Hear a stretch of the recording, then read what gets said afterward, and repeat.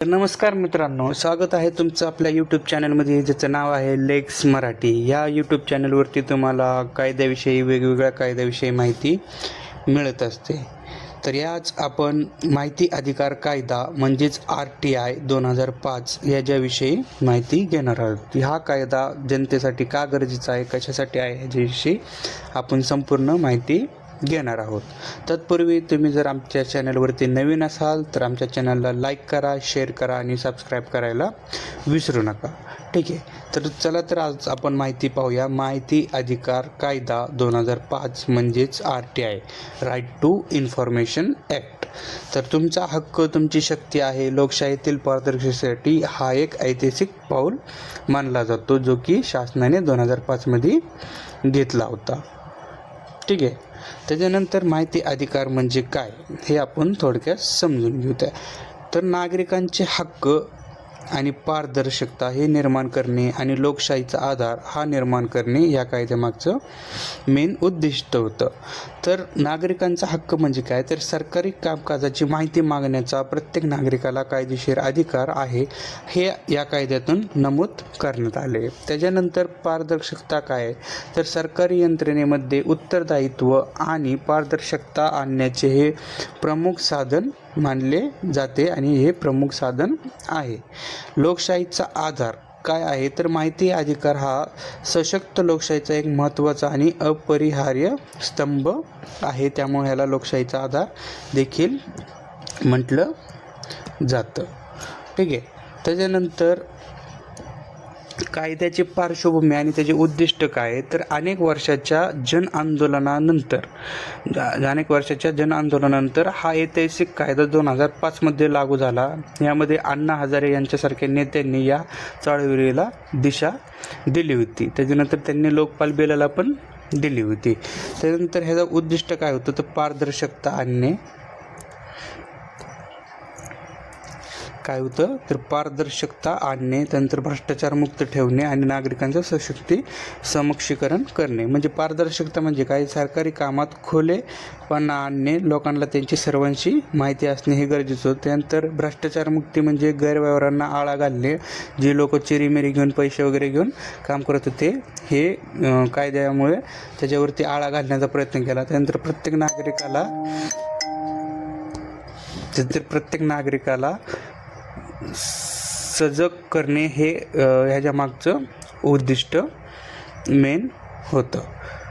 त्याच्यानंतर पुढचा मुद्दा पाहायला गेलं तर नागरिकांचे हक्क म्हणजे तुम्हाला तुमचे हक्क काय आहेत, हे तुम्हाला काय मिळू शकतं हे आपण थोडक्यात समजून घेऊ. त्याच्यानंतर कागदपत्रे व नोंदणी. कागदपत्रांच्या प्रति, नोंदी, ईमेल्स, अहवाल कोणत्याही सरकारी संस्थेकडून मागवता येतात. त्याच्यानंतर सार्वजनिक प्राधिकरण. त्यानंतर केंद्र व राज्य सरकारच्या सर्व विभाग, स्थानिक स्वराज्य संस्था यांच्याकडून सर्व माहिती आपल्याला मागवता येते. त्यानंतर अपवाद, राष्ट्रीय सुरक्षा, वैयक्तिक खाजगी माहिती आणि न्यायालयीन प्रकरणे या सूट आहे. ह्या गोष्टी ज्या आहेत ते आपण मागू शकत नाही.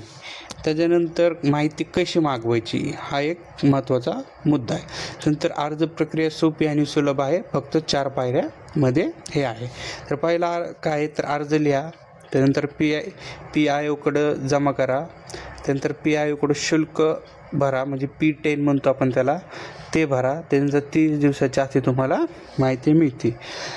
त्याच्यानंतर जीवितहानी किंवा स्वातंत्र्याची संबंधित प्रकरणात माहिती 48 तासाच्या आत देणे अनिवार्य असते. त्याच्यामध्ये 30 दिवसाचा क्रायटेरिया बसत नाही, त्याच्या अगोदरच तुम्हाला माहिती मिळू शकते.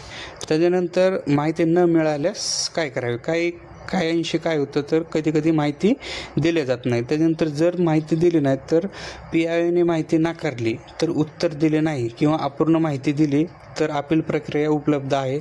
अपील वेळेत करणे हे पण महत्त्वाचं आहे, मुदत चुकवता येत नाही. तर काय करायचं, तर पहिलं अपील करायची. 30 दिवसाच्या आत प्रथम अपील अधिकाऱ्यांकडे जाऊन अपील करायची. त्याच्यानंतर दुसरा मुद्दा काय, तर समाधान न झाल्यास राज्य माहिती आयोगाकडे म्हणजे SIC कडे अपील करू शकतो. त्यानंतर केंद्र सरकारशी संबंधित प्रकरणाची केंद्रीय माहिती आयोगाकडे जावे ही गरजेची असते. ठीक आहे, त्यानंतर ह्या 3 पैलूंचा वापर करून तुम्ही माहिती मिळवू शकता. त्याच्यानंतर RTI एक शक्तिशाली साधन आहे हे का म्हटलं जातं, ह्याच्या मागचं कारण काय, तर भ्रष्टाचार उघडकीस येतो. त्यानंतर पाहायला गेलं तर 2G स्पेक्ट्रम घोटाळा झालं, कळसा घोटाळा झालं, यांचा अनेक मोठे घोटाळे हे RTIमुळेच उघडकीस आले. त्याच्यानंतर योजनांची माहिती, तर सरकारी योजनांचा लाभ मिळतो आहे का ही माहिती नागरिक स्वतःहून तपासू शकतात का, फक्त उगाच कागदपत्रे आहे अस्तित्वात नाही, तर हे आपण पाहू शकतो. त्यानंतर उत्तरदायित्व काय, तर अधिकारी आणि जनप्रतिनिधी नागरिकांना जबाबदार राहण्यास कायद्याने बांधील आहेत, त्यांना ती माहिती द्यावाच लागते, कोणी तुम्हाला माहिती नाकारू शकत नाही. ठीक आहे. त्याच्यानंतर ह्याच्यातले प्रमुख कायदा म्हणजे RTI कायदा 2005 मध्ये प्रमुख काही कलमे आहेत, त्यांचा आपण अभ्यास करू. त्याच्यानंतर कलम 3, प्रत्येक नागरिकाला माहितीचा हक्क प्रदान करते, जी की प्रदान केल्यानंतर संपूर्ण माहिती तुम्ही घेऊ शकता. त्याच्यानंतर कलम 4, तर सार्वजनिक प्राधिकरणांनी स्वप्रेरणेने माहिती प्रकाशित करणे हे बंधनकारक आहे. त्यानंतर कलम 6, माहितीसाठी अर्ज करण्याची पद्धत व प्रक्रिया कलम 6 मध्ये आहे. त्याच्यानंतर कलम 8, तर कोणती माहिती उघड करण्यापासून सूट आहे यामध्ये यादी आहे. जसं की तुम्हाला मगाशी मी सांगितलं की सुरक्षेचे जे डॉक्युमेंट आहेत ते आपण मागू शकत नाही, न्यायालयीनचे डॉक्युमेंट आहेत ते आपण मागू शकत नाही, आणि एखाद्या व्यक्तीची खाजगी माहिती आपण मागू शकत नाही. त्याच्यानंतर कलम 19, तर अपील करण्याचा अधिकारीण प्रक्रिया ह्या कलमामध्ये आहे. त्याच्यानंतर कलम 20, माहिती न दिल्यास अधिकाऱ्यांकडे दंड आकारण्याची तरतूद यामध्ये करण्यात आलेली. ठीक आहे. त्याच्यानंतर महाराष्ट्र शासनाचे RTI प्रयत्न, तर महाराष्ट्र शासनाने नागरिकांसाठी RTI.maharashtra.government.in हे समर्पित पोर्टल तयार केलेले आहे, ज्याच्यात की तुम्ही माहिती भरून अर्ज करू शकता. तर ऑनलाईन अर्ज हे घरबसल्या तुम्ही करू शकता.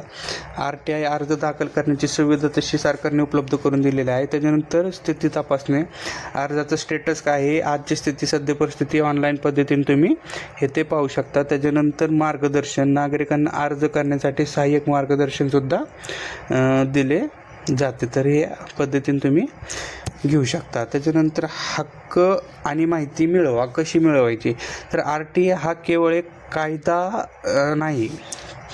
ठीक आहे. तर RTI हा एक फक्त कायदा नाही, तर तो लोकशाहीचा आत्मा आहे, आणि माहिती मिळवून तुम्ही स्वतःला आणि संपूर्ण समाजाला सक्षम बनवू शकता, हे खूप महत्त्वाचं आहे. त्यानंतर प्रश्न काय विचारायचा, की सरकारी निर्णयांवर प्रश्न उपस्थित करण्याचा तुम्हाला अधिकार आहे का, हा प्रश्न खूप वेळा विचारला जातो, तर आहे, तुम्ही विचारू शकता. त्याच्यानंतर माहिती मिळवा, तर RTI अर्जाद्वारे योजना, खर्च, निर्णय यांची माहिती तुम्ही घेऊ शकता.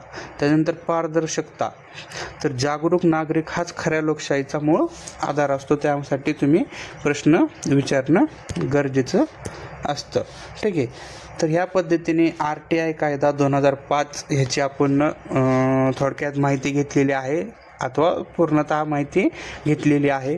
तर ह्याची अर्ज प्रक्रिया काय आहे, कशा पद्धतीने आपण अर्ज करू शकतो, अर्जामध्ये काय काय मेन्शन करायचं, ह्या सगळ्या गोष्टीचा आपण एक वेगळा व्हिडिओ बनवणार आहोत. तर आज आपण एवढीच माहिती पाहणार आहोत. त्यासाठी जर तुम्ही आपल्या चॅनलवरती नवीन असाल तर आपल्या चॅनलला लाईक करा, शेअर करा आणि सबस्क्राईब करायला विसरू नका. तर आजची माहिती आज आपण इथंच थांबवतोय. धन्यवाद.